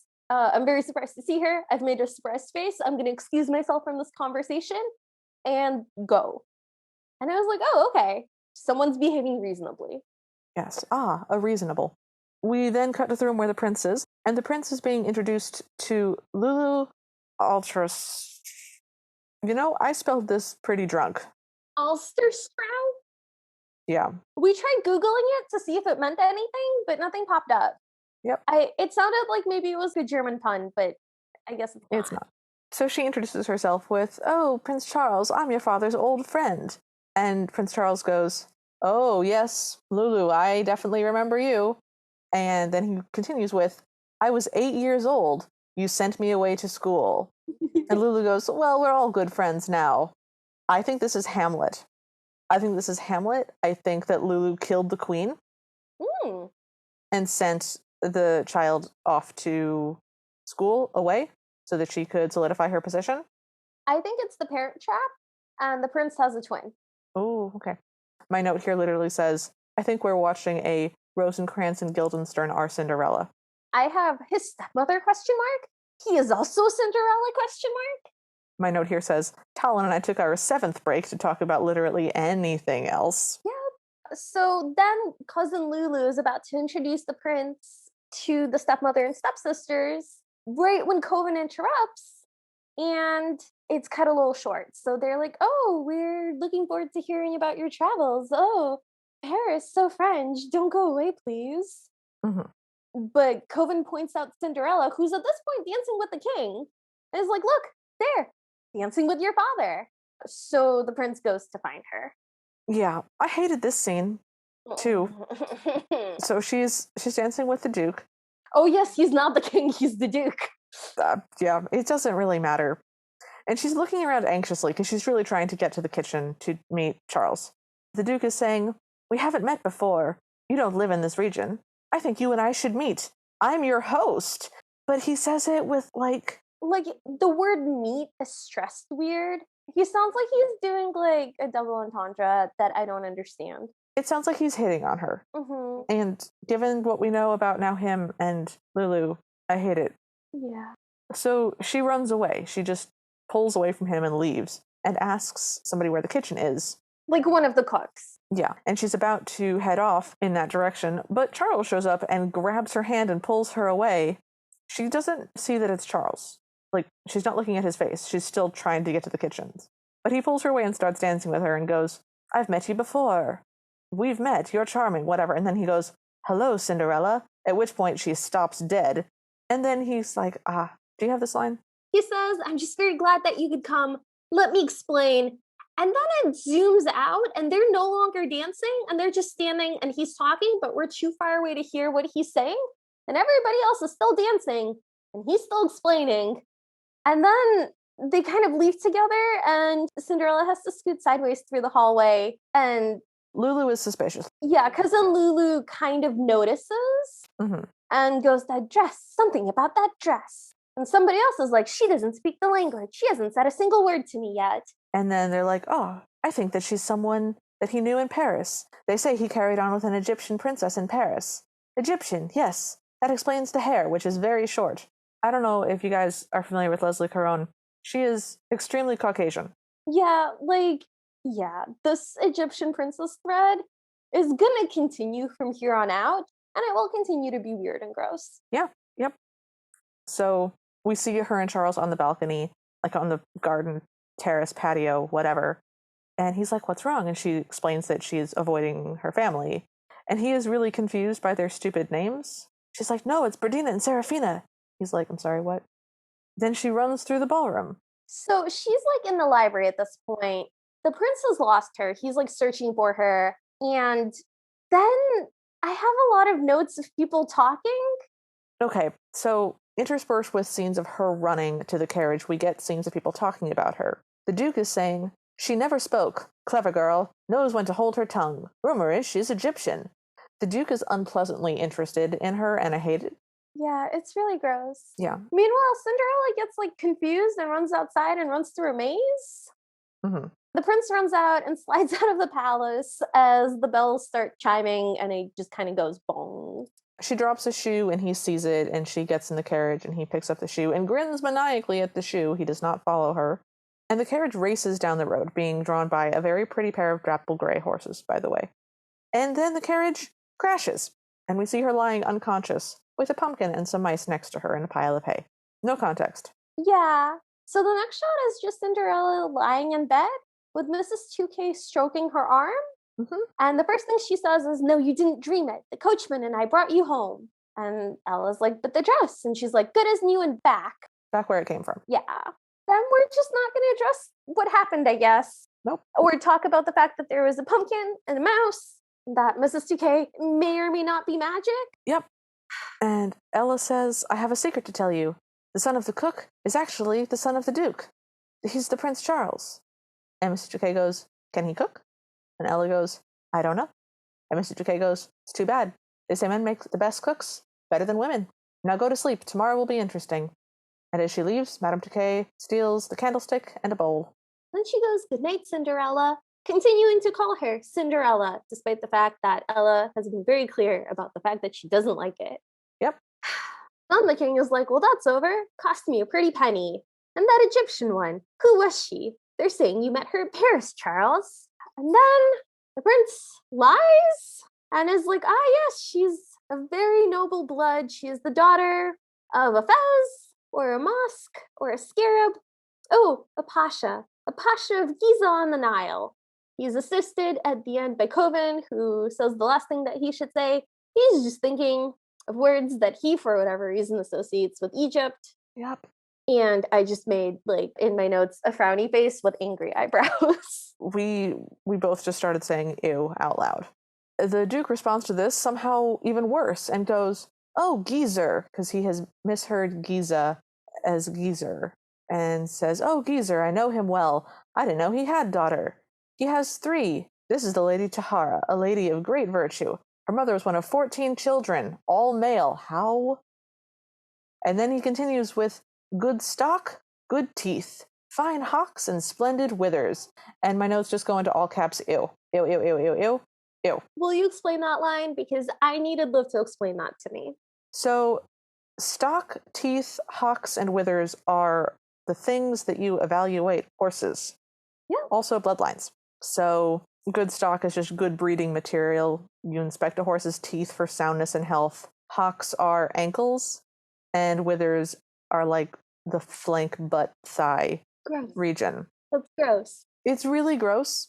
We then stopped the movie and had a discussion about what animals you should and should not compare women to. And I think we agreed that beasts of burden were the worst. Also, no pets. Pets, not good, but like beasts of burden are real bad. Prey animals aren't great either. If you absolutely have to compare a woman to an animal, go with like a lioness or like a hyena. Something that could rip your throat out if it felt like it. Yeah? Yeah. I was so angry at this point. Yeah, it was bad. So the king goes on like a tangent about the importance of bloodlines and how he didn't know how to behave at his first ball and that he fortunately married the daughter of a duke. So it seems like he's the duke because he married into the family. Yeah. So it's even more baffling that the son is the prince. I don't know. Okay. Anyway, so he's like, hang on. Wait. I just figured it out. Yeah? He's not a prince. His first name is Prince, and his middle name is Charles, and he goes by Prince Charles. No. Oh. I refuse. You're no fun. I refuse.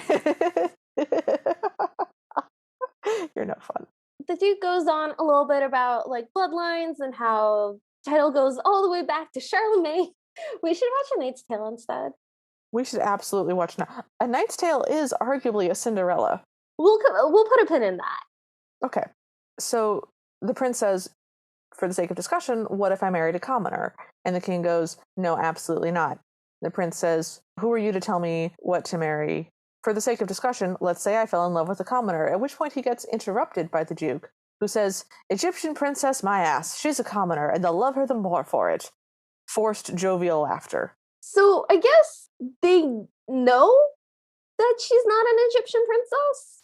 Maybe the duke left at that point, and that was Coven and the prince talking? No, that was the duke. All right. So they drink to the Princess Tahara and to wedding bells, just as the butler comes in. And then the narrator told us that the butler told the housemaid, who told her mistress, and the rumor is flying through the principality that the prince is marrying the Egyptian princess Tahara. We cut to our house, and the stepfamily is talking about it, and Ella is serving them and is very sad. And Ella asks if the princess is beautiful and kind and good. And they say, what's it to you? She says, well, it'll be better for the prince. And the family goes, Egypt is a wilderness. The people run around naked. Well, the rich ones wear clothes. And they laugh. And Ella runs away to her room and pulls out a blue straight piece of fabric and gets her other dress to put on the fabric. So I guess she's running away. Yeah, she like pulls her trunk out and starts gathering stuff into a bundle. But I can't understand how if running away was an option. Like, why hadn't she done it before? No idea. So she just hears over and over in her head, he's going to be married to a princess. He's going to be married. He's going to be married. He's going to be married to a princess. I wish I were dead. He's going to be married. I wish I were dead. Just over and over again. Yep.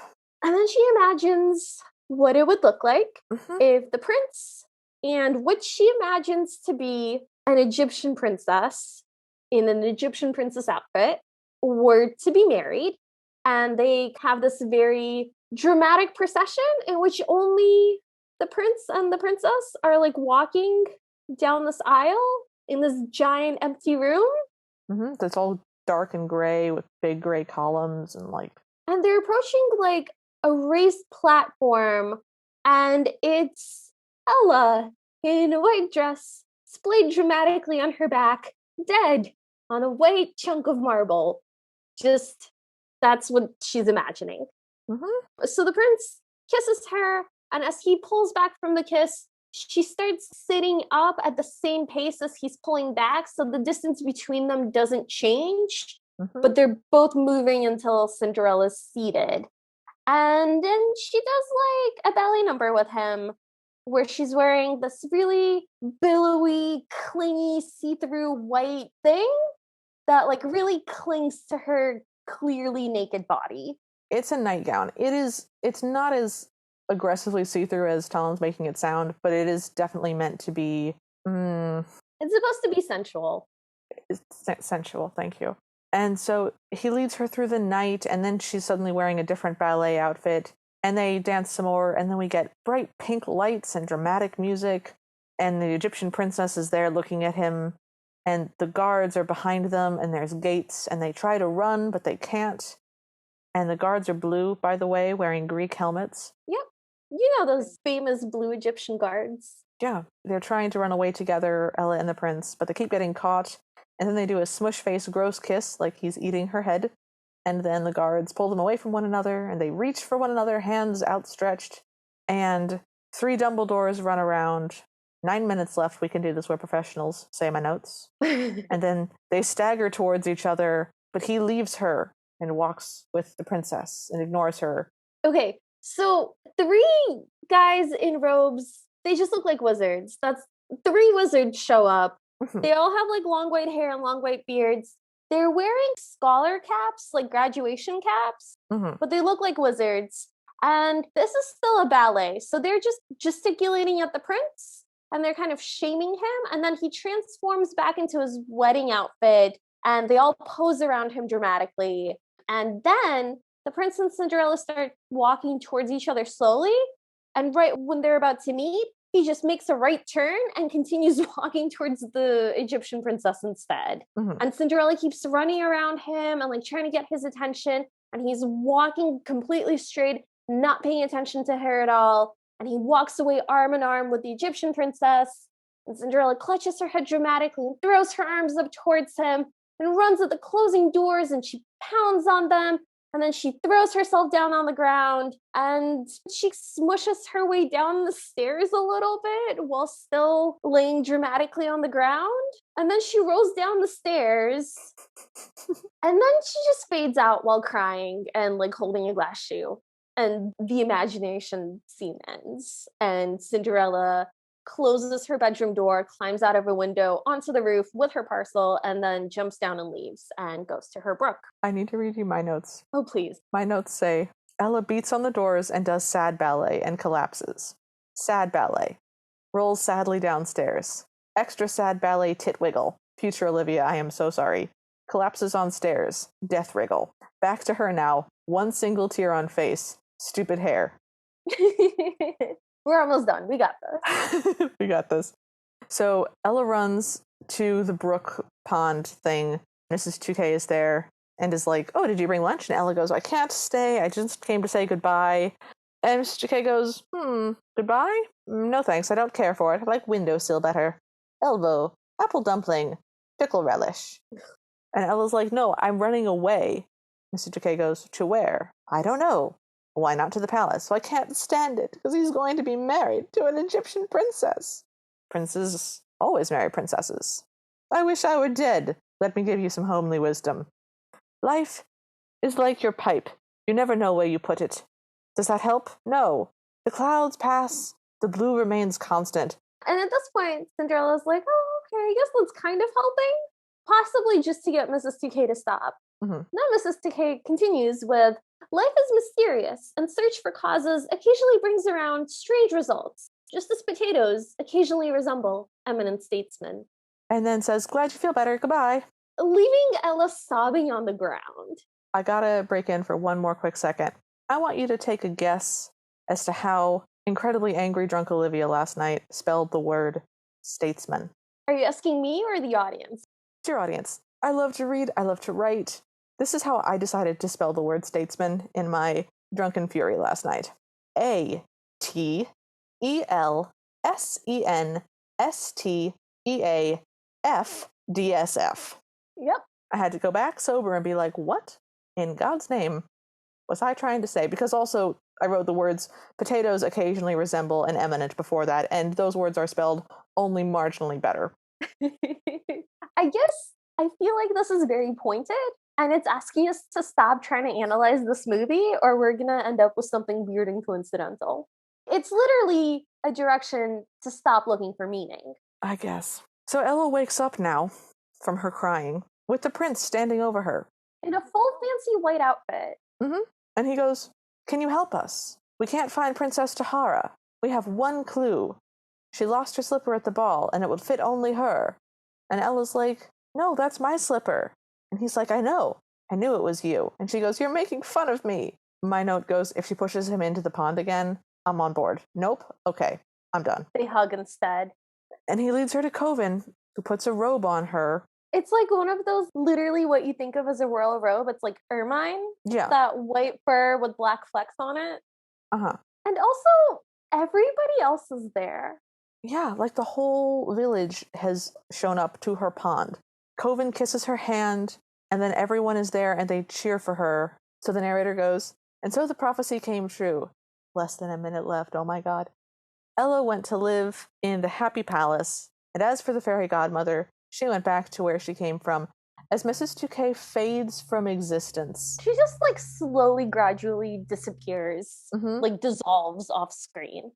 And everyone lived happily ever after as they ride back to the palace, and it is over. Sweet Jesus, it's over. And then that's the end, and there's fancy credits. Yep. We did it, you guys. We watched it. We told you all of the things that happened. Yeah. They did so much to make Mrs. Touquet just a crazy lady from the end of the street. This is exactly what Ever After did, where Da Vinci makes her a fancy dress and he helps her get to the ball and he gets her out of the root cellar, whatever. But there's no reason for her to actually be a fairy. Why is she a fairy? They literally explained everything. There wasn't anything that was like, oh, that's weird. How did you get that? We know she steals stuff. We know she only shows up at night. She could have a coachman buddy who has to give somebody... I'm sorry. If she didn't steal that dress, why did she conjure that exact same dress? I have no idea. Just like for conflict? No idea. Why wouldn't she pick a different dress that Lulu wouldn't recognize? It doesn't make any sense. I'm so mad that this is a fairy. I'm so mad that there is magic in this. Yeah, I would have accepted if she was only very slightly magical and could only do like very minor hedge witch stuff. Sure. And they could be like, oh, she was a little magical all along. But like, she can't disappear because then we're like, oh, she can do big things. It's just so stupid. We have to be focused. Okay. So, movie's over. Yeah. We're never doing this again. Never. What was the least painful thing about this movie? And then your low. Okay. So, the least painful thing about this movie, let me think about it for a second. This is a tough one. Mm-hmm. Okay, so I liked it when Cinderella opened the cabinet and there was some cheese and bread there, and she made herself a sandwich and she gave some to a mouse. Mm-hmm. It was just a quiet moment and she didn't have to say anything, and she just looked sadly into the fire, and it was like, I understand. She's experiencing sadness. We're having a quiet moment. Great. That could have been in any movie. That was fine. Yeah. So I have positive emotions when I think about that. Okay. So the bad part for me was all of the rest of it, but... All of the rest of it, yeah. Let me try to be more specific. Yeah, it was Cinderella's mannerisms. I think they were trying to go for childlike, and also there was a little bit of a language barrier with the French, and I think that's why she didn't always speak in full sentences. Mm-hmm. But the combination together had a very childlike effect for me, and it just made me uncomfortable. I didn't like that, and I think that was the most upsetting part of it for me. How about you? What are your least bad and bad? Least bad is the burst ballet sequence that we get, but not the whole thing. Literally just the part where the prince isn't there, and it's just the maids dancing. That was cute. Or the part where Leslie Caron shows up and dances with the rest of the household staff, which is, actual professional ballet dancers. Because she's a lovely ballet dancer. Yeah, she absolutely is. Yeah, so I liked that part. That part was great. There wasn't any talking. The narrator didn't talk. No one talked. No one said anything. It was just in this beautiful, surreal kitchen doing ballet in a lovely fashion. And I did not experience pain. Mm-hmm. My low is also the rest of the movie, but specifically the fact that he has been in love with her since she was 5, and that it is specifically her very deep pain and trauma, which is what makes him attracted to her. Yeah. I really hated that. Mm-hmm. Like a lot. Yeah. A whole bunch. That was bad. Yeah. They shouldn't have done that. Yeah. So what would you change about this movie? I would make Cinderella like under 10, and she gets to live at the palace because she's being adopted by the king and queen, or the prince and his schoolboy love, Coven. Okay. Somebody adopts Cinderella, she gets to live at the palace, and she's not going to be an urchin anymore. Okay. Oh, it should be like one of those stories where she's the long lost granddaughter of the king and queen, or something like that. Yeah. And that like they have been trying to find her, but ever since her mother died, they haven't been able to track her down. And so she's been living as a servant, but she's a little princess all along. I like it. No prince. Prince and Coven don't exist. That's a different kingdom. How about you? What would you like to change? What one thing would you like to change? I would like to change the format of this movie into Hansel and Gretel. So that we didn't have to watch it for our Cinderella podcast. Like, she's also mistreated, and she has a brother, and then she has to run away in a snit, and she goes to the place in the woods, and Mrs. Touquet is the evil witch, and they burn her alive. Okay. Just anything that makes it so that I didn't have to watch this with my own eyeballs. Okay. Yeah, I support that. No one should watch this. Yeah, don't watch this. Yeah. I like genuinely don't watch this. Yeah, this isn't like a good bad movie. Like Tam Cam is got some weird stuff to it, and you're like, whoa, that's a weird kind of awesome good bad movie. This is genuinely just painful and horrible to watch. Don't watch it. It is both on its surface, like just not very interesting and not very well done, but also all of the bad choices that they make are not only like not good or interesting or funny, they also all have like these weird implications that just leave you with a quiet sense of discomfort for the rest of your life, possibly. Yeah, no. So obviously we'll never be watching this again. No, never again. In fact, Never. I fully intend to just purge this from my memory, and it is my deepest, dearest hope that by the time we circle around to recording our season wrap up, I'll have no memory of it. I will be confused, and you'll have to explain it again to me. We can only hope. I also pray for forgetfulness. Yeah. So we had to have a discussion about grades for this movie, guys. So we've made some jokes before about like F pluses and F minuses. We had to make a whole new grade for this. Basically, I looked at all the things we had given Fs to previously, and I was like, okay, some of these I would say, yes, this belongs in the same category as the glass slipper. But some of them, like Rags, we gave Rags an F. I would watch Rags like an all-day marathon of Rags.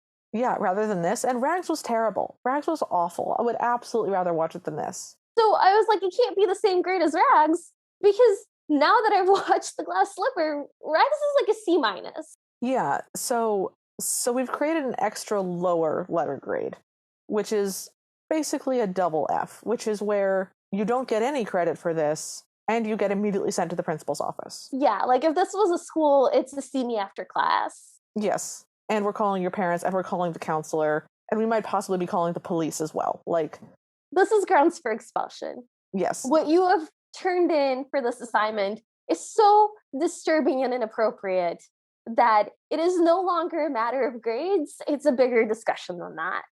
Yes. So we are both unanimously giving this a double F. This is a double F, you guys. Please enjoy. We present to you our first double F. Although we will have to go back and fix the other grades so that they match, because there were 2 others that were genuinely in the same category of badness as this. Yes. For different reasons. But yeah, this is so bad. Let's be done. Let's not talk about this anymore. Yeah, we're just done. You guys, look, we love this podcast. We love what we do. We're so excited to just watch the most bananas adaptations of Cinderella and then tell you about them. But we're not talking about this anymore. Like, I can't. Like, we still have to do the after party. And I don't. I'm excited for the after party because I have some amazing trivia to give Talon, and I also have a bunch of swear words to say. So I'm looking forward to the after party. Okay. I'm looking forward to like never thinking about this again. We're so close. It's almost midnight. Thank you for joining us. If you, like Prince Charles, enjoy suffering and have just really enjoyed this episode for some reason, please leave us a rating or a review. We'd love to hear from you. So follow us at CinderPod on Twitter and Instagram, like our Facebook page, or email us at thecinderellapodcast@gmail.com. Unless you loved this movie, do not email us if you're mad at us that we didn't like this movie. Okay, don't email us if you're mad at us because we did warn you. But if you would like to have like a discussion and tell us some of the things that you actually do enjoy about it, I would be very open to that because I did not enjoy any of this. And if someone can help me get some perspective or like reframe it or just find something to enjoy about it, I would be very grateful for that. Yes, agreed. It would be a healing experience. Mm-hmm. If you want bibbity bobbity bonus episodes or to hear this week's Cinderella, but with a lot more adult questions, language, and beverages, join us in the Ever After Party at patreon.com/CinderPod. Our intro music is Bad Ideas by Kevin MacLeod, and you can find him at incompetech.com. Philip, what are we watching next week? Next week, we're going to be watching Cinderella Goes to a Party from 1942. It's 7 minutes long. I love that about it. It's animated. Oh, no. Yeah. Okay. So, no idea how this is going to turn out, but we haven't had an animated one from the 30s and 40s for a while. So, I feel like at least it won't be this. Yeah. It's not going to be The Glass Slipper. Yeah. We already watched The Glass Slipper. Every single new Cinderella will be not The Glass Slipper. Yeah. Amazing. Mm-hmm. Well, until then, we hope you have a happily ever after.